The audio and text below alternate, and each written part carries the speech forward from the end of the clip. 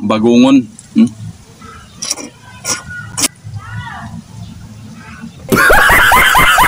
Mga birds, ito na oh. Tatanggalan na natin itong mga birds ng ano dito, yung buntot niya. Para masarap ang pagsipsip mga birds. Kailangan mo kasi itong sipsipin, kaya mas mapadali yung pagkuha ng laman. Kailangan natin itong putulan ng buntot. Yan. Ano tawag nito sa inyo? Kaya mo baga nag-blurred. Yan na birds oh, kapag naputulan na. Yan. Mapapalaban tayo na ito mga birds sa sipsipan mamaya. Okay. Kabaga. Ito na mga birds oh.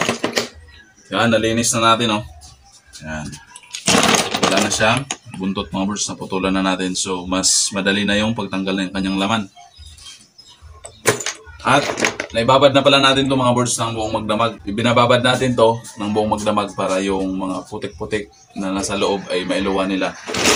Kaya malinis na itong mga birds. Pero hugasan pa natin muli. Sabi nga pala ni Madam Karen mga birds, ginataan. Kaya tara, ginataan. Simulan na natin lutuin yung ating shell na yung suso mga birds o yung bagungon sa amin tawag doon. Ito na mga birds oh. Papainit muna tayo ng kawali. Huwag yung ulo.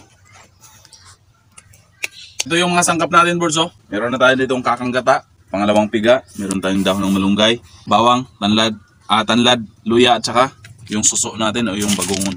Gigisa muna natin mga birds para pampatanggal ng lansa. Medyo may lansa kasi yung ano, yung suso, luya, yun oh. Bawang. Lagyan na natin yan mga birds. Ito na.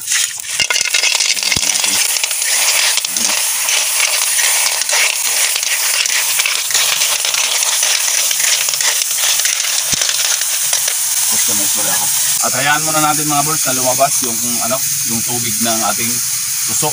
Yan, takpan muna natin sandali lang.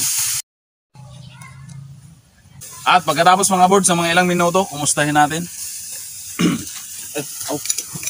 Init. Kumustahin natin mga birds kung naalala ka pa niya. Yun o. Dito na ano na mga birds. Napakalakas ng apoy. Na natin itong mga birds oh. Pangalawang piga. Kasi nag-dry na eh. Ayan.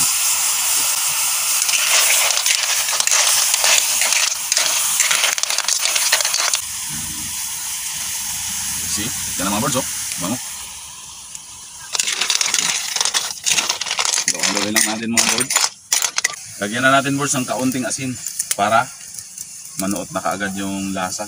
Yan.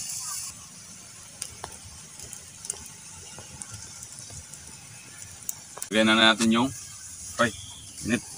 Yung kakanggata mga birds. Yan. Para mas malinamnam siya mga birds.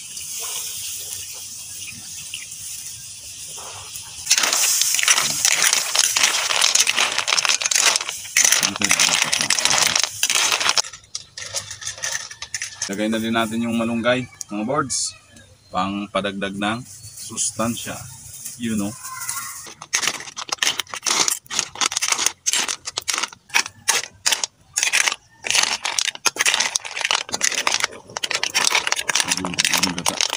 Ganit dapat naman lipoto, no?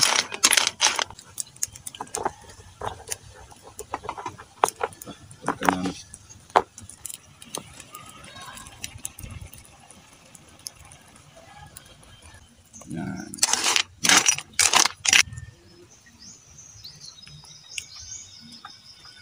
Wow, napakasarap mga birds. Napakasarap po magluto. Yun, no? Yan o. Yan mga birds. Suso o yung bagungon. At kanin syempre. In the mighty name of Jesus. Amen. Thank you Lord. Tara mga birds, kain tayo. At ito mga birds oh. Oh. Gata oh. Yan. Sahog natin sa kanin. Sarap. Oh. Mapapalaban tayo sa sipsipan. Sipsipin mo muna bago mo matikman yung laman. Yan. Yan mga birds, oh. Laman niya. Yan. Kaya, ito yung dahilan mga birds kung bakit pinaputol to. Para madaling sipsipin yung laman. Sa mga di nakakalam. Kain po, napakasarap.